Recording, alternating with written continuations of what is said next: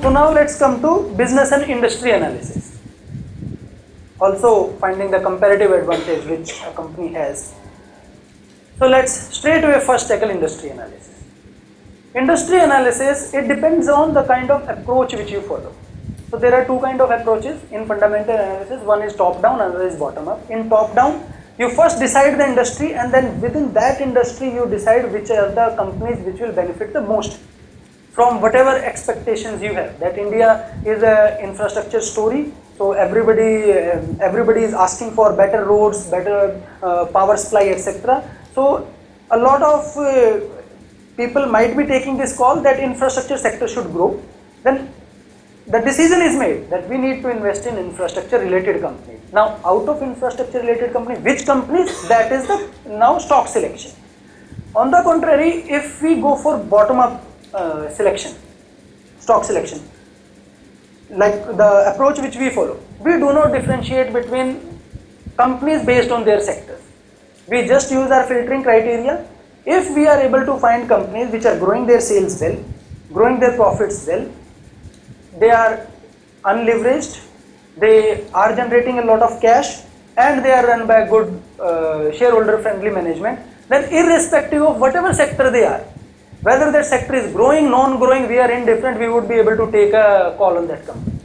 Our approach is similar to Peter Lynch. Peter Lynch says moderately fast growers in non-growth industries are ideal investment. He said non-growth industries. What we derive from this is growth or no growth, we are indifferent. We want growers. If the company is growing, even if industry is not growing, it means the company is doing something really good, that it is cannibalizing the market share of others. For us, it is that we should generate a good growth in the earnings, and if any company in any industry is able to give it, we are okay with it. This is the only industry analysis that we do. Now let's come to business analysis. Business analysis is like finding the best candidate. So if this is a class of around 50 odd people, and if I have to find out who would be the best participant or best equity research analyst, then there are two approaches to it. Number one, I know that there are these 15 characteristics which an equity investor should have. So I will devise a test around it. 15 characteristics, there would be 5 questions related to calculations, 5 questions related to interpretations, 5 questions related to speed reading, 5 questions related to in-depth reading, etc., etc.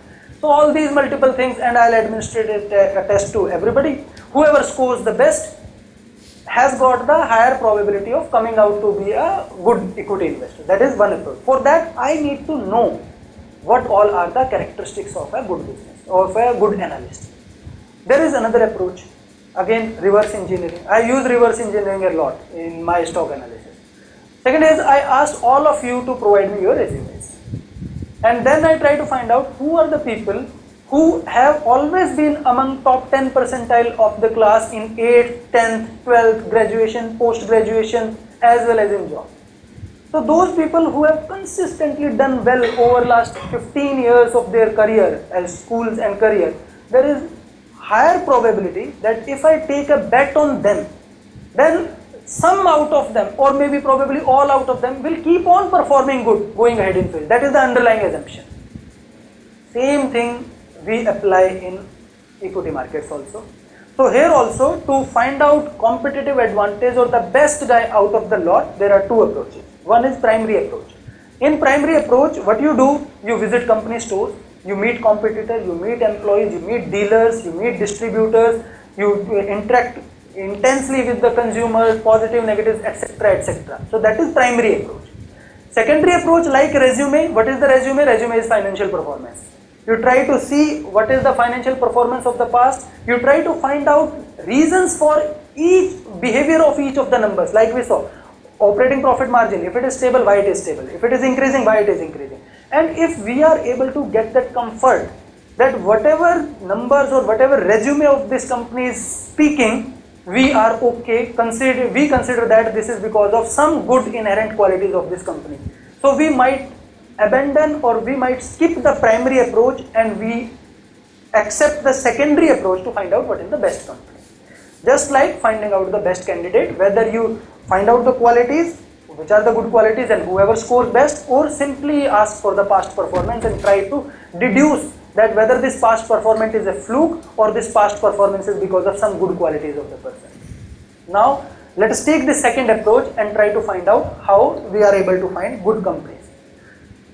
So we, like in the case of selection of equity analyst, we took resume, performance, academic performance and etc. as a proxy. Here, what is the proxy that we use? We use proxy as sales growth. So companies which show sales growth, you believe, you would accept that in an inflationary economy like we are in India, 5, 6, 7% is the usual inflation at any given point of time. So prices would anyway increase by 5-6% every year. So even if you are not selling even a single unit of your good additional, you should be able to pass on at least 5 to 7% of incremental growth to your final consumers. If you find that some company is not able to even grow at a level equal to inflation, that should be something which you should first analyze why it is that it is not even growing at inflation. It might be that it does not have any pricing power. If companies does not have any pricing power, it cannot have any competitive advantage.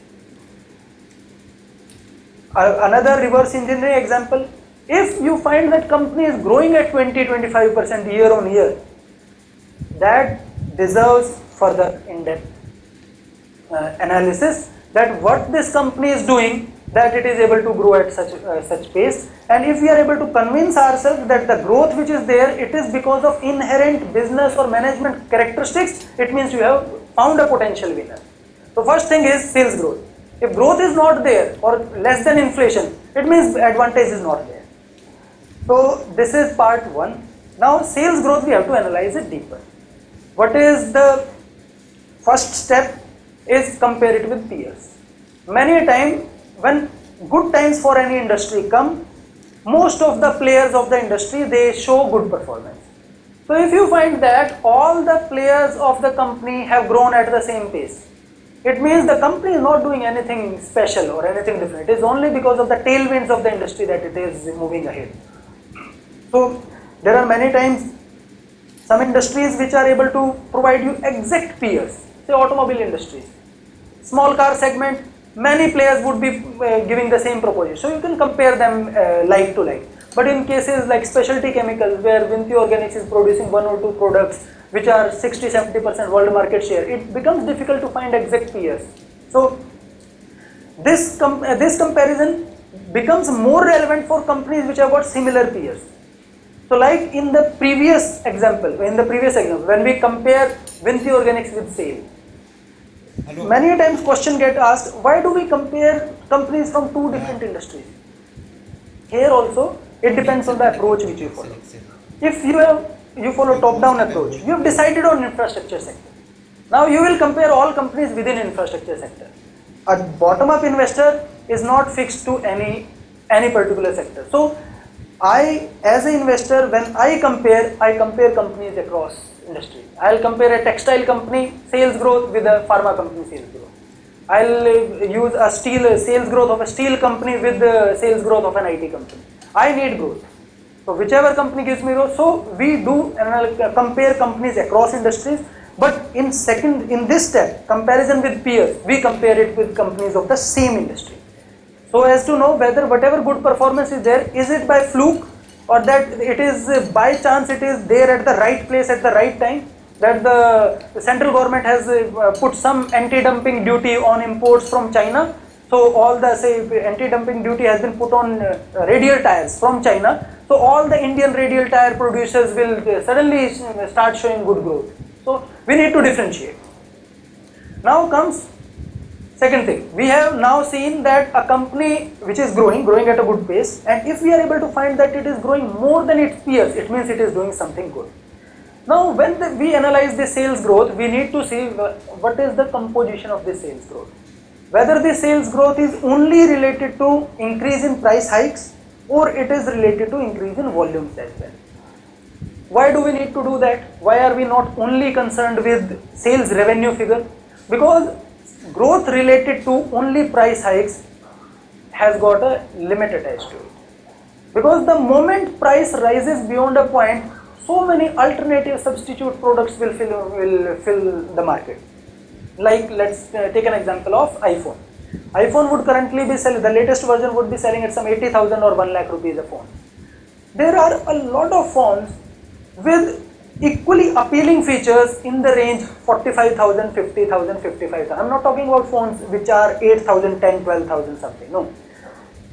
Samsung, HTC, LG, all these companies would have good high-end phones in 50 to 60,000 range. So that is substitute. So if the growth of a company's sales is solely driven by price hikes, then there is very high probability that substitute products will kill your market. So, and if it is associated with volume, then rest assured that company is finding new customers. More and more customers are getting to know about the product of the company, and when volume sales are increasing, it means more and more people are accepting the product also. It means product is really good. So we do not want that sales growth is only a factor of increase in price. We want more and more volumes to be sold, because volumes growth increases the market base, increases the customer base. That is a more sustainable thing to have in your portfolio. Next is conversion of sales growth into profits. Here we are comparing Vinti Organics with Tata Steel. Vinti Organics grew at 23%, profits grew at 43% over last 10-11 years. Whereas in Tata Steel grew at around 17% over last 10-11 years, but instead of profits, now it has reported losses. There are many other such examples. E-commerce companies, every year they might show increase in sales, but sales increase by 10%, losses increase by 50%. So that is the scenario. So this is related to analogy which we can give. Like I have got 100 rupee notes in my portfolio, and I go out on the road outside, on Dheri Kurla road, and I start selling those 100 rupee notes in 50 rupees. How many notes can I sell? As many notes as I have.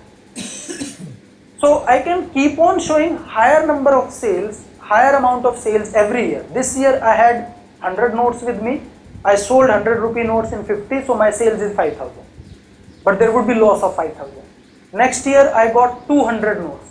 So next year I'll sell same notes in 50 rupees. I'll show sales of some 10,000 rupees. But my loss again would be 10,000. So am I adding any value to shareholder, any value to business? No. So we need sales growth which has to be associated with profit growth. Otherwise it is value erosion. Next, conversion of those profits into cash. See a case of Vinti Organics. Vinti Organics grew last 10 years 23%. We saw sales increased from 146 crore to around 700 crore over last 10 years. We are seeing those numbers since morning today. For that it did a cumulative capex of around 530 crore. This needs to be funded. It had profits of 730 and cumulative CFO of roughly the same amount. So it generated a cash flow from operations of 725. It utilized this to do the capex of 530. The balance amount it utilized to reduce the debt and give dividends, etc. So this is one case where profits are associated with cash flow from operations. Contrasting case, Diamond Power. Diamond Power over last 10 years sales increased from 130 odd crore to about 2000 crore, which is a sales CAGR of around compounded annual growth rate of around 30%. Increasing sales from 130 crore to 2000 crore required capital expenditure of around 1300 odd crore. It reported cumulative profits of around 450 crore and it reported cumulative loss from operations. It means negative CFO of around 450 crore. So you would realize that this capex need to be funded and this operating loss needs to be funded. 1300 plus 450 around 1750. Entire thing came from debt. So these are those practical applications of the concepts which we learned earlier, that we want CFO to take care of the entire CFI requirements, entire capex requirements, and then give us surplus which would be our free cash flow. So we need companies which grow, which gives us profits.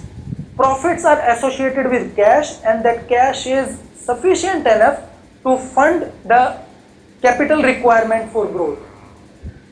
So now we have seen three companies, Vinti Organics, one which converted sales into profits and profits into cash. We saw Tata Steel, which generated sales but produced losses. We saw Diamond Power and Infrastructure, which generated sales, generated profits, but profits were not related to cash. Markets also differentiate them.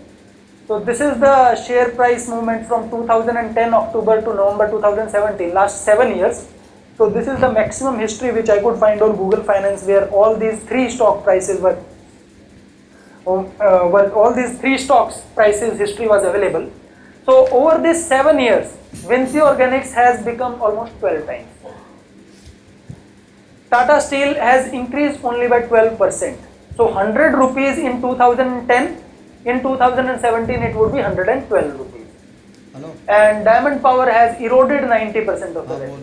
So 100 rupees invested in Diamond Power in 2010 would have been 10 rupees in 2017. So markets also differentiate.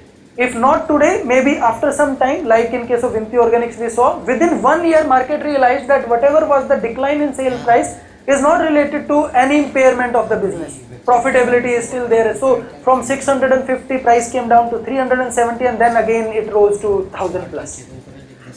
So while we analyze companies under business analysis to find out comparative advantage, we compare them across industries to find out which are the best candidates to pick.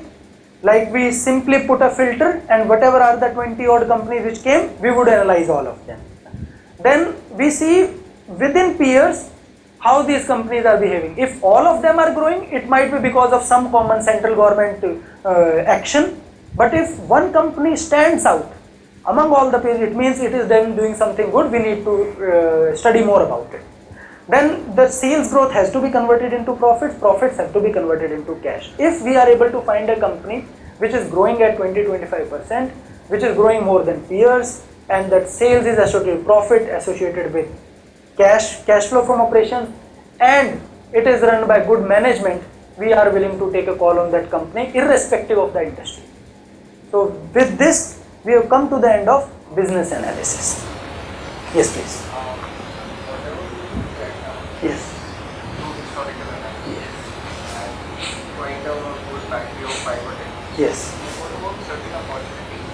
Maybe coming very quickly because of the technology shift, for example, electronics. Yes. Now, by the time that a stock starts or a company starts doing well in the landscape, I would want to answer this question as first question in the Q&A session. I'll request you to write it down and we will answer this question.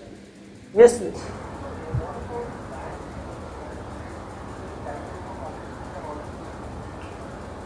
I'll address this in Q&A. Who is the person who is asking? Okay. Banks and financial institutions and having always negative cash flow from option. I'll address it in Q&A session.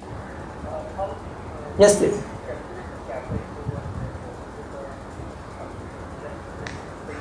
Yes, it is quite easy. Screener also has the relevant data points. I will give you the formula to calculate capex.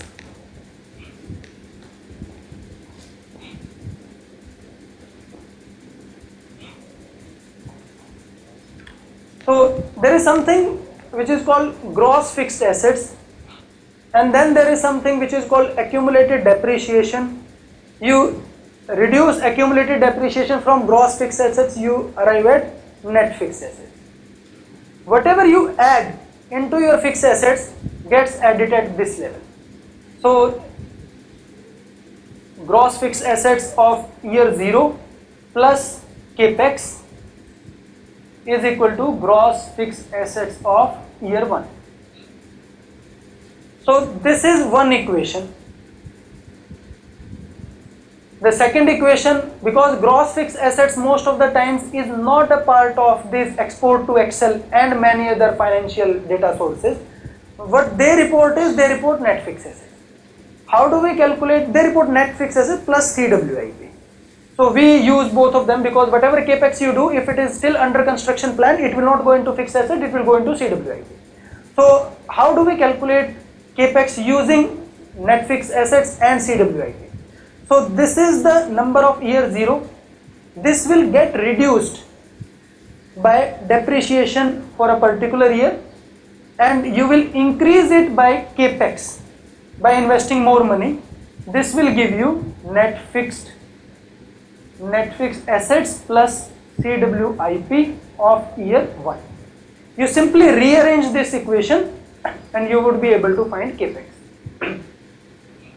So the equation would become NFA plus CWIP of year 1, you take it to that side, minus NFA